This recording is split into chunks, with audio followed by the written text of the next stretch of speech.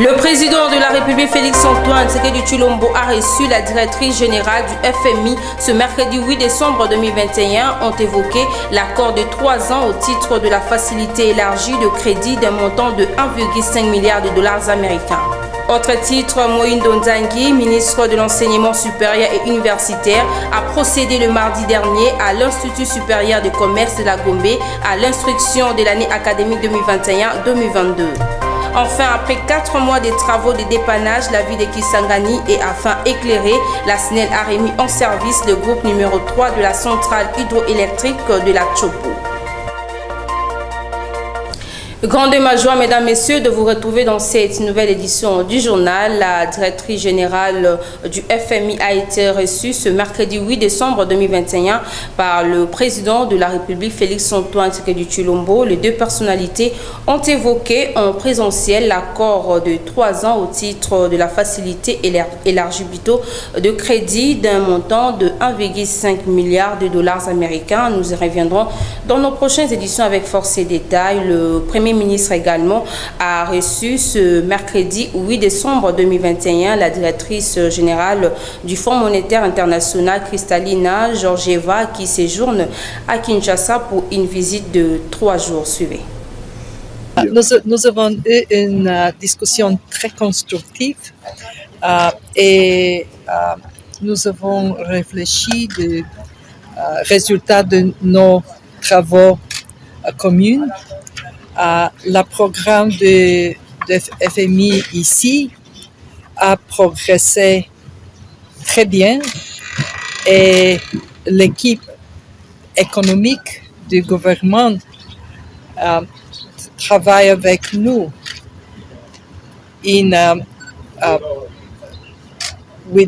avec l'objectif commun de réformer l'économie pour le peuple de la République démocratique du Congo. We completed nous avons achevé la revue du programme et jusque-là, nous sommes très satisfaits des progrès réalisés dans le cadre du programme avec la RDC. Ma visite dans ce pays tombe à point nommé parce qu'en fait, le conseil d'administration du FMI que je préside va pouvoir tenir une réunion le 15 décembre de cette année.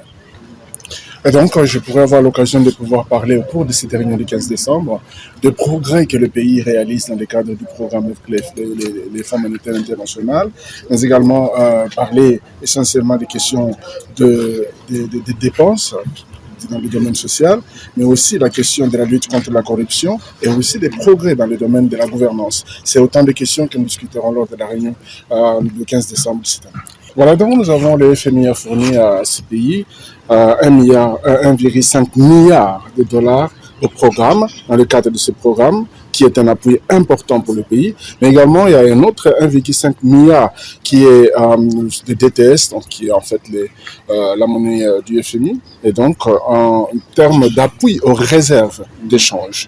Et ça, c'est pas une dette, mais c'est plutôt un appui qui est apporté dans le cadre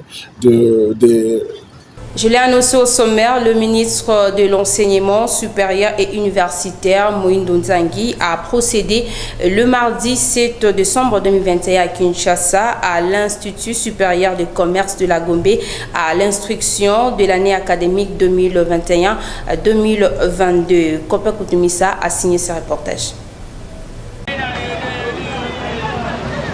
Dans son allocution, Moïndo Nzangi, ministre de l'ESU, a rappelé la publication de la 023 un mois avant la reprise des activités académiques pour permettre aux différents parties prenantes de s'en approprier, comptant 249 directives. Mais le plus important à savoir, les frais académiques de l'année passée sont reconduits et seront payés au taux actuel, tandis que les frais d'inscription est fixé à 10 dollars américains pour les établissements publics et privés. En ce qui concerne l'inscription en médecine et autres, seules 16 universités sont autorisées à recruter les étudiants en première année. L'établissement qui passe outre cette disposition légale se fera retirer son agrément, a-t-il insisté, car l'ère des trafics d'influence est révolue. D'abord, il faut dire que ça va être la première fois, nous l'avions promis, que cette instruction académique devait être produite avant le début de l'année académique. C'est un outil de planification, un outil de gestion. Et quand on le fait avant, ça permet aux universités de pouvoir se préparer de préparer leur budget et donc ça nous évite beaucoup de dérapages de début de l'année. La deuxième chose, ça va être la première restriction après la décision de généralisation du LMD. Donc il y a des restrictions particulières, il y a des appellations qui a plus de G1, des DA, des GD. Maintenant tout a changé, tout doit changer. C'est pour cela que nous l'avons fait avant, pour avoir l'état de vulgariser, pour que tout le monde s'habitue un peu à la nouvelle terminologie du système LMD dans lequel nous sommes entrés. Donc la réforme a commencé, c'est une réforme de fond. Et donc, à l'ISA, cette restriction académique, vous allez vous rendre compte effectivement que l'enseignement d'hier, ce n'est plus l'enseignement de demain.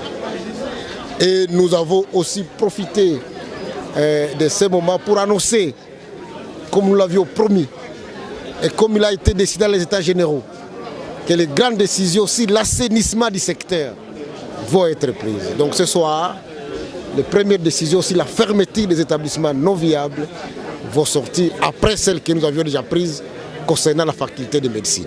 Il s'est de signaler que le ministre Delessu a aussi appelé tous les établissements publics et privés de publier leurs budgets afin de permettre à son ministère de s'enquérir de l'évolution des finances de son secteur. Dans le cadre du renforcement de capacité de la mise en œuvre d'un plan directeur de transports urbains de la ville-province de Kinshasa, le lundi dernier, un séminaire sur le financement du projet des transports a été organisé dans la capitale congolaise. Les détails avec Ginette Piso. Ces séminaires sur le financement de projets des transports urbains nécessitent les études financières sérieuses pour amener à bon port le plan directeur des transports urbains dans la ville-province de Kinshasa. À présent à cette rencontre, les directeurs de cabinet du ministre d'État en charge de l'infrastructure et travaux publics, représentant les ministres sectoriels, a formulé quelques recommandations aux participants à ces séminaires.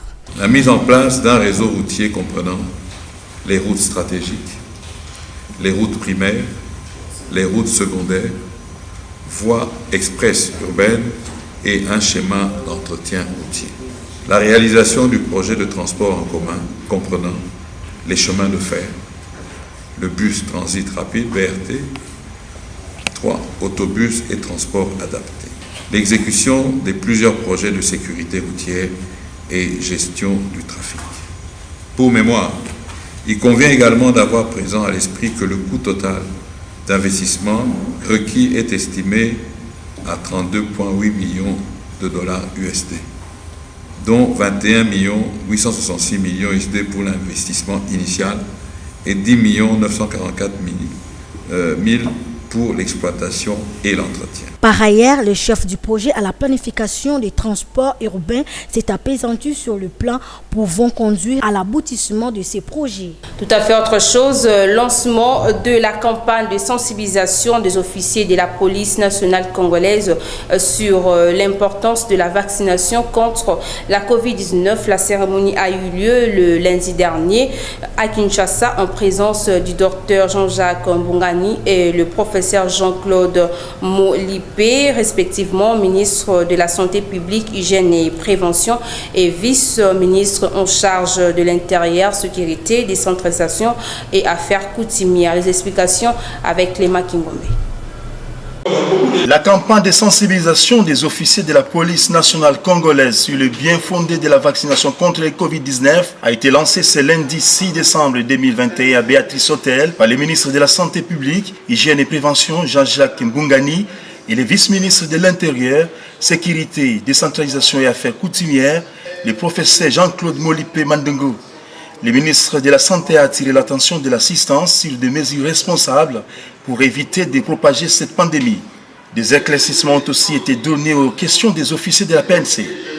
C'est aussi un honneur pour nous, dans ce contexte particulier de la pandémie Covid-19 qui a tendance à s'inscrire dans la durée, d'échanger directement avec vous qui dirigez ceux qui sont en contact direct avec la population à travers cette activité en faveur de la vaccination anti-Covid-19. Pour les vice-ministres de l'Intérieur, la police nationale étant un service de protection des personnes et de leurs biens, doit prêcher par l'exemple en se faisant vacciner afin de se protéger et protéger sa population.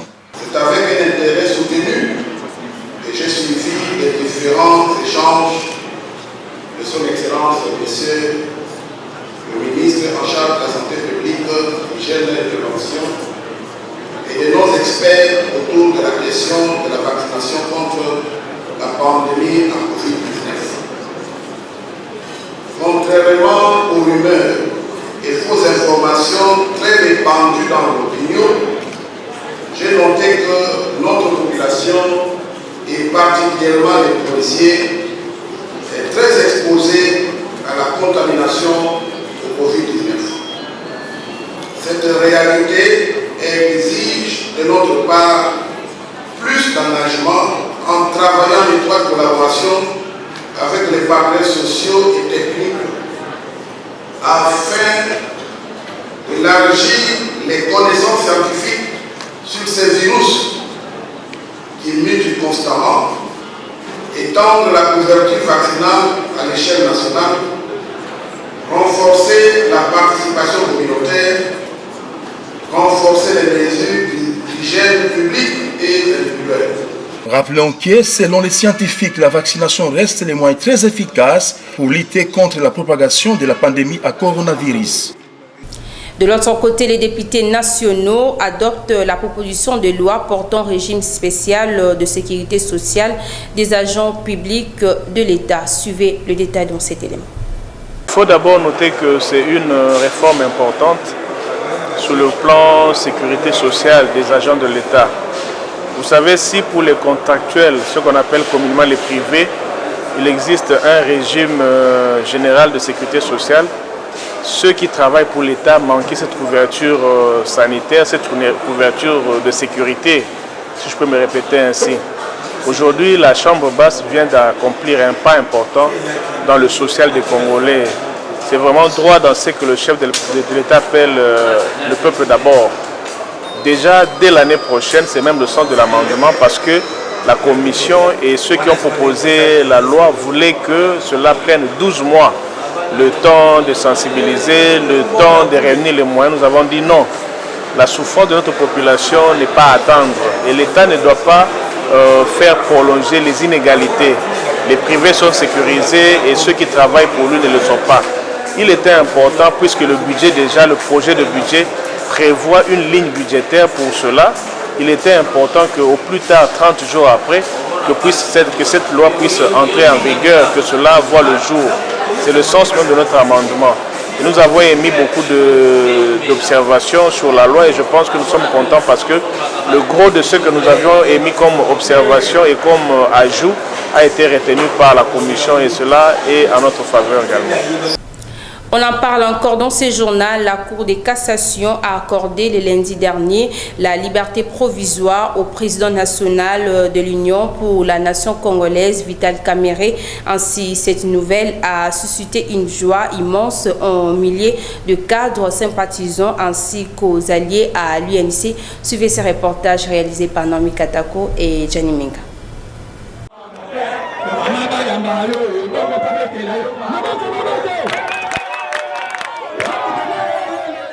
Après plusieurs demandes sur la liberté provisoire par ses avocats au premier et au deuxième degré, le président de l'UNC, Vital Kamerhe, a retrouvé sa liberté le lundi 6 décembre 2021 suite à la décision de la Cour de cassation qui l'a accordé une liberté provisoire.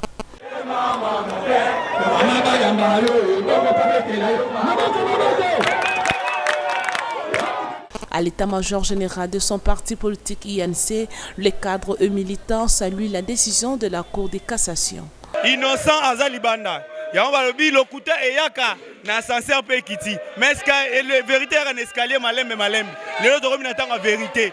Vérité, mon ami, tout ça sur alors à l'obate. Tata Lobaka, Awa, Ezali Kamboyamboka. Nemboka, Bangomoko va comprendre que Ezana Mutumoko, Oya Zakuna. On l'avait incarcéré injustement et le voilà aujourd'hui. La vraie loi sera dite. À propos de notre VK, la vraie loi sera dite. C'est avec grande liesse que nous avons eu ce message. Et pour nous, nous pensons que seulement la justice humaine a concrétisé la justice divine. Comme vous le savez bien, Vital Kamerhe, c'est un homme correct, un homme honnête, Un homme aussi intelligent, comme l'avait dit le président de la République. Lorsqu'on garde un innocent, rien ne peut marcher dans le pays. Donc nous sommes très très contents comme il est libéré parce qu'on vient de répondre maintenant donc, les besoins du peuple congolais. C'est inutile de continuer à chercher les vivants dans le tombeau. Oh, les tombeaux vides! Du jour au nuit, on avait crié auprès du président de la République son allié de taille. Seul on a quitté Genève. Seul on a quitté accord, il y a Genève, pour accompagner son frère. Félix Tshisekedi a été injustement arrêté. Dans la Lélo, on se rendre compte qu'il fallait avoir une liberté provisoire. Signalons que l'ancien directeur du cabinet du chef de l'État, Vital Kamerhe, a regagné sa résidence la même nuit du lundi 6 décembre, juste après l'annonce de la décision de la Cour de cassation.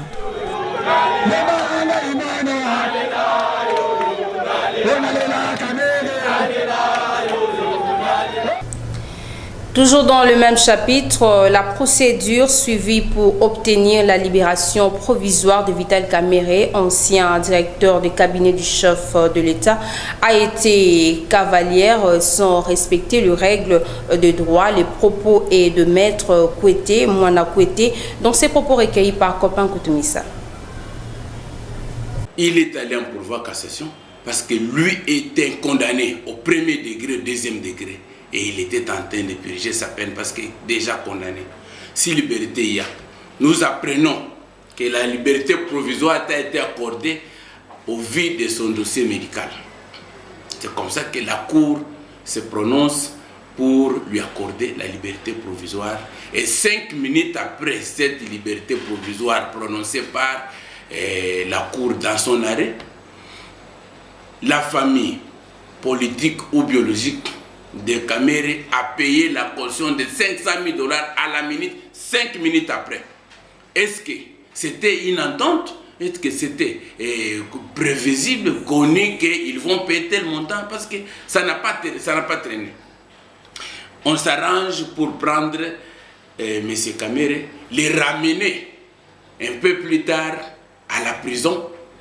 Et vers 20h, 19h30, 20h, on va procéder à son arrestation. La Cour qui a eu à percevoir l'argent et a donné un récépissé dans les services comptables.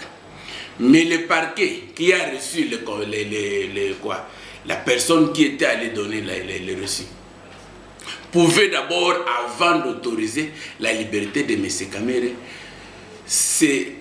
connaître si la note de perception était apurée. Parce que la note de perception, c'est là qu'on connaît que la personne a payé l'argent auprès de l'État pour solliciter cette liberté provisoire. La Cour n'avait pas, le parquet général après la Cour de cassation n'a pas pu vérifier s'il y a eu l'appellation de la note de perception. S'ils l'ont fait, c'est en retard. Mais ce que nous déplorons, la population qui devrait apprendre qu'aujourd'hui, la Cour a pris la décision. Et le lendemain, on procède comme tout le monde. Pourquoi c'est parti? C'est parce qu'il y a l'argent ou c'est parce que les gens sont derrière? Non. Nous voulons que la justice soit une justice distributive. La SNEL a remis en service le groupe numéro 3 de la centrale hydroélectrique de la Chopo. Cela intervient après 4 mois de travaux de dépannage la ville de Kisangani et afin d'éclairer, suivez ce reportage de David Salomon. Après 109 jours d'intenses travaux, le groupe numéro 3 de la centrale hydroélectrique de la Chopo est réparé et mis en service. Le mardi 7 décembre, les autorités de la SNEL, les gouverneurs intérimaires de la Chopo, les ministres provinciaux de l'énergie et autres autorités sont allés à la centrale voir l'état dans lequel la machine se trouve aujourd'hui après son dépannage. Le directeur général de la Société nationale de l'électricité, Jean Bosco Kayombo, a déclaré que le groupe numéro 3 produit actuellement 5 MW. Cela permet à la centrale d'avoir 8 MW. La centrale produit avec la machine numéro 2 qui est limitée à 2 MW et la machine numéro 3 qu'on vient de remettre qui peut aller jusqu'à 6 MW. Donc la centrale peut produire 8 MW. C'est pratiquement ce qu'on avait avant l'incident. Mais la machine numéro 2, bientôt on va la réparer. Elle passera aussi à 6 MW. Donc la centrale sera autour de 10 à 12 MW. Ça, ce sera un premier fait côté production. D'après lui, le délestage va drastiquement diminuer à Kisangani. Très content du travail abattu par les équipes de la SNEL, le gouverneur intérimaire de la Chopo, Maurice Aboussa Kapela, a appelé tous les consommateurs de l'électricité de la SNEL à payer leurs factures. La population doit s'approprier, avoir confiance à la SNEL, et je pense que comme les machines tournent là, vous avez vu vous-même, et si vous regardez un peu plus loin, il y a des fuites, des lubrifiants, donc des intrants. Et cela ne peut arriver que, ne peut se faire que lorsque la population paye ses factures. Je vais demander à la population, en dehors des 4 mois que nous avons connu le problème de l'électricité, et comme aujourd'hui ça commence, eh bien il faudrait que la population paye les factures à la SNEL. D'après la SNEL, la centrale hydroélectrique de la Chopo pourrait produire 12 à 13 MW dès que les travaux de remonter la capacité du groupe numéro 2 seront effectués et le niveau d'eau va baisser. Elle déplore cependant les vols des câbles dans certains endroits et de quelques pièces de certains transformateurs. En Ituri, plusieurs couches sociales du territoire de Djougou se disent déterminées à accompagner les efforts de paix qui sont consentis jusqu'ici par le FRDC. Suivez les détails avec Naomi Kata. Le territoire de Djougou, foyer de violence entretenu par le groupe armé Codeco, doit retrouver sa quiétude pour son développement. Message de l'administrateur militaire de Djougou, colonel Jean Ladis Mabosso.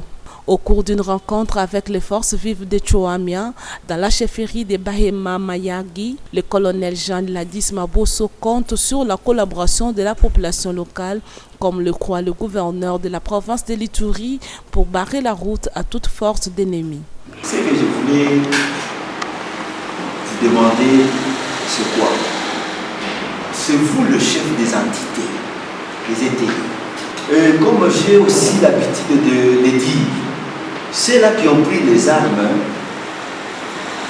jadis, ont resté ensemble avec eux comme ça. Nous les connaissons. Nous avons aussi les numéros de contact. Si on pouvait faire d'une pierre deux coups, parce que notre objectif, c'est la paix. C'est la paix, rien que la paix. De son côté, le chef du bureau du genre des entités de l'Ituri promet de transmettre fidèlement ce message de paix aux femmes ituriennes. Je donne aux mamans ce que les mamans d'ici même là puissent prendre la décision d'aller dire dans chaque ménage, dans leur foyer, que la guerre n'est pas bonne. La guerre a beaucoup de conséquences. Et les conséquences pour lesquelles sont butées, ce sont les femmes et les enfants. C'est eux qui transportent les majeures conséquences. C'est pour ça le message clé, que si on le fait, je crois qu'on aura la paix, on aura la sécurité. Au stade actuel, les élus nationaux en union parlementaire sensibilisent toutes les forces vives à soutenir les forces armées engagées dans la destruction bastonne de ces groupes armés en vue d'imposer la paix et stabiliser l'ensemble de la province de l'Ituri. Tout à fait autre chose, le mesure actualisé prise par le gouvernement congolais contre la Covid-19 avec le nouveau variant à microbes qui frappe déjà l'Afrique australe, secoue le commerce du cache-nez à Kinshasa. Les précisions avec Ginette Pezo dans cet élément. Depuis l'annonce de cette musique d'actualiser le dimanche dernier, le vendeur d'ambulants de cache-nez se sont multipliés et ont envahi tous les coins chauds de la ville et le prix du cache-nez a été doublé. Sur le marché et dans certains pôles d'attraction de Kinshasa, le prix en détail d'un cache-nez de couleur bleu ciel est passé de 100 à 200 francs congolais. Celui de couleur noire est passé de 300 à 500 francs congolais. Pour les autres, 200 à 300 francs. Le prix d'un paquet de cache-nez médical de 50 pièces qui était vendu à 2500 francs revient aujourd'hui à 5000 francs et de couleur noire est passé de 3000 francs à 6500 francs. Interrogé sur les raisons qui seraient à la base de cette hausse, l'un des vendeurs explique.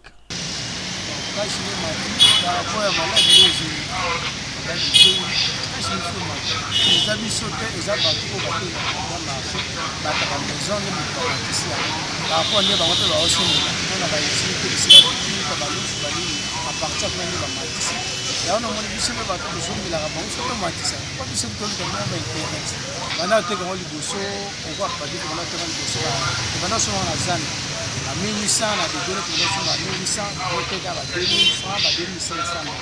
Pour le moment, la zone de commune à 2500, nous sommes en gros, donc on est à 2200. On a besoin de temps à 2000, à 3000 francs.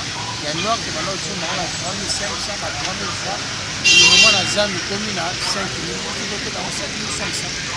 À ces jours, le port de masque est obligatoire pour se protéger contre la propagation de la Covid-19. Rappelons que les Congolais en général et les Kino en particulier doivent savoir que le coronavirus existe et tue. 3000 francs, désinfectant 1000 francs. Pour clore cette édition du journal, les usagers de l'avenue OIA se disent satisfaits de l'accélération des travaux de réhabilitation de cet axe routier qui s'inscrivent dans le cadre de l'opération Kinshasa Zero Trou. Suivez ces reportages réalisés par Divine Piantela. L'avenue OIA, dans son tronçon compris entre Shoprite et rond-point Soussimat, précisément dans la commune d'Ngalima, donne une autre image qu'avant, suite à l'accélération des travaux de réhabilitation qui s'effectuent dans ces coins de la capitale. Une initiative saluée par les usagers de cet axe routier et qui encourage les efforts du gouvernement pour l'exécution de ces travaux. Trois jours, 3 semaines. Comme difficilement mais les babongisa ya moyen ya kobongisa. On vient de barrer la route, les voitures ne passent plus. Même nous on était à l'intérieur, mais on nous a autorisé de sortir des véhicules à l'extérieur. Voilà pourquoi nous sommes là devant la société Orgama, nous sommes les chauffeurs. Il faut noter que ces travaux s'inscrivent dans le cadre de l'opération Kinshasa Zero Trou. Mesdames, Messieurs, nous sommes arrivés à la fin de cette édition. À présent, je vous rappelle les principaux titres. Le président de la République, Félix-Antoine Tshisekedi Tshilombo, a reçu la directrice générale du FMI ce mercredi 8 décembre 2021. Ont évoqué l'accord de 3 ans au titre de la facilité élargie de crédit d'un montant de 1,5 milliard de dollars américains. Autre titre, Moïndo Nzangi, ministre de l'Enseignement supérieur et universitaire, a procédé le mardi dernier à l'Institut supérieur de commerce de la Gombe à l'instruction de l'année académique 2021-2022.